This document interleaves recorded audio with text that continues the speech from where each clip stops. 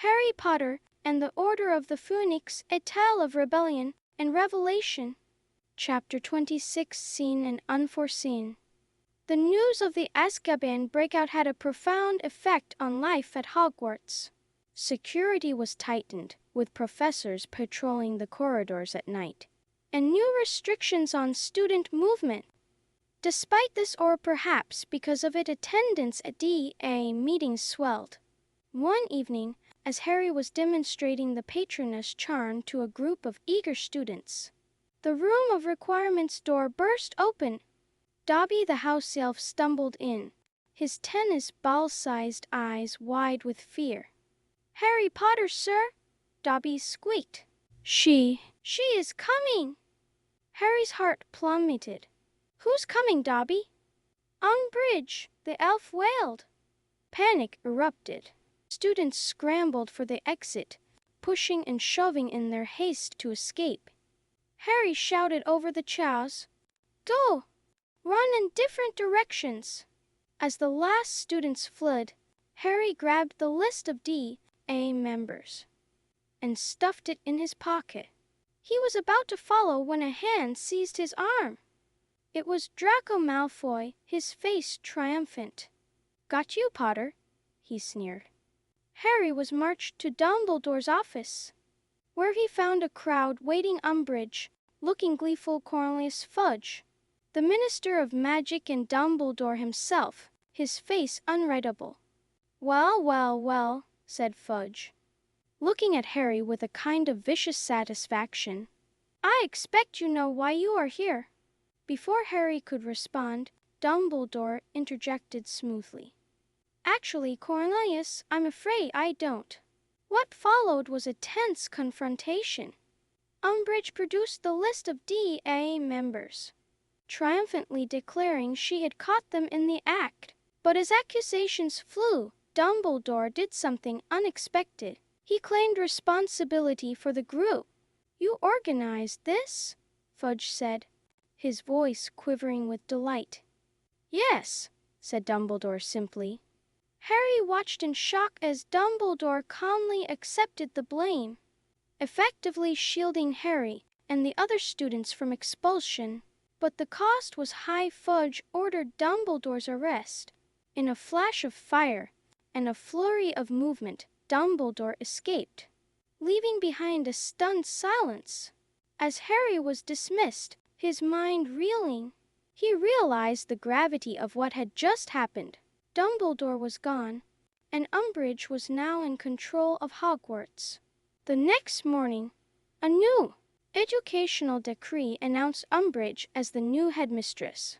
The school was in an uproar, with students and teachers alike struggling to adjust to this new reality. As Harry walked to his first class, he couldn't shake a feeling of guilt and uncertainty. What would happen to the DA now?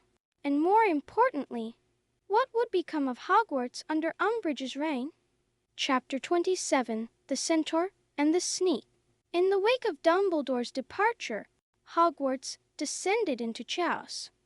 Umbridge's reign as headmistress was marked by increasingly draconian rules and punishments.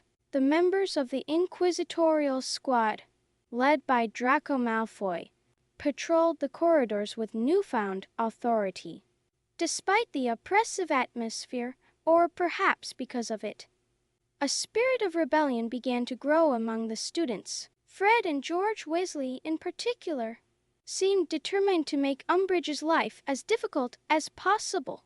One afternoon, as Harry was walking to Charm's class, he heard a commotion.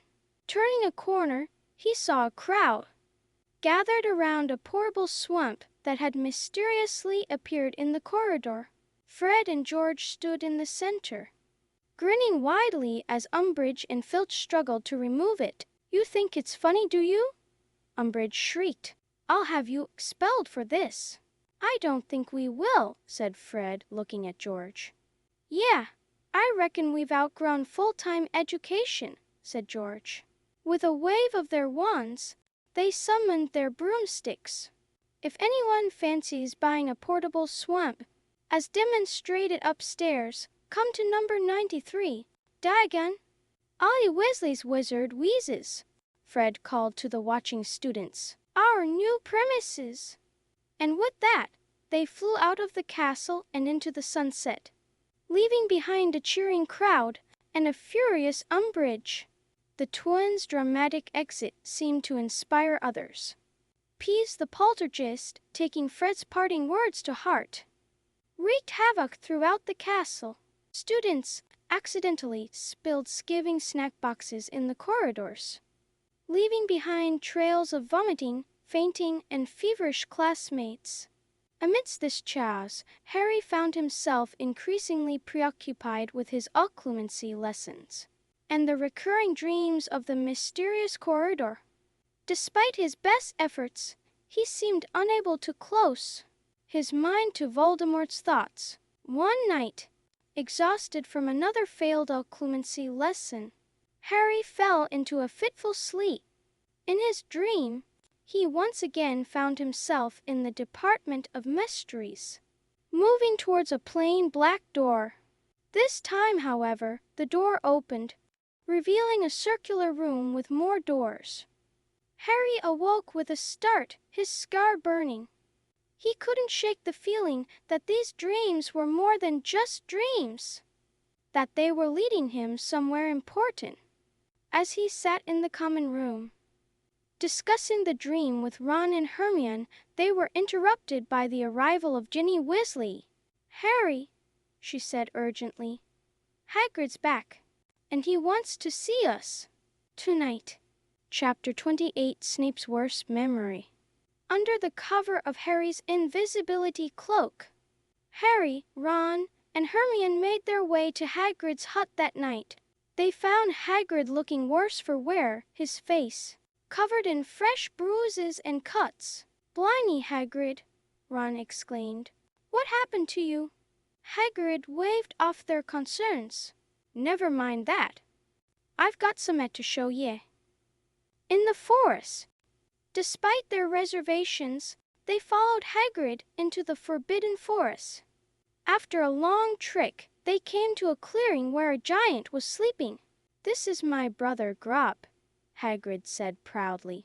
I brought him back from the mountains. The trio was stunned. Hagrid explained that he wanted them to look after Grob if he was forced to leave Hogwarts. They reluctantly agreed, though all three silently hoped it wouldn't come to that. The next day, Harry had another occlumency lesson with Snape. As usual, it was going poorly. Harry's mind was too full of worries about Hagrid and Grob to focus on clearing his thoughts. You're not trying, Potter, Snape sneered. You're leaving yourself vulnerable to the Dark Lord's invasions. Frustrated and exhausted, Harry snapped back. I'm doing my best. Snape's eyes flashed dangerously. Your best is not good enough. Again. Legilimens. This time, however, something strange happened. As Snape delved into Harry's mind, Harry found himself pushing back, entering Snape's memories instead. Suddenly, he was watching a scene from Snape's past. A teenage Snape was sitting alone by the lake when James Potter and Sirius Black approached. What followed was a humiliating encounter with James and Sirius, bullying and hexing Snape while a crowd laughed. Harry was forcefully ejected from the memory. He found himself back in Snape's office, both of them panting heavily. Get out, Snape said, his voice low and dangerous. Get out, and don't come back. As Harry fled the office, his mind was reeling. The memory had shaken his perception of his father. James, whom he had always idolized, had acted like Malfoy. Back in the Gryffindor common room, Harry confided in Ron and Hermione. But Harry, Hermione said gently, you can't judge your father based on one memory. People change, and Snape's memory might be based. Despite her words, Harry couldn't shake his unease. As he lay in bed that night, his thoughts swirled with images of his father. Snape, and the mysterious door from his dreams. Little did he know, events were in motion that would soon bring all these threads together in a way he could never have anticipated.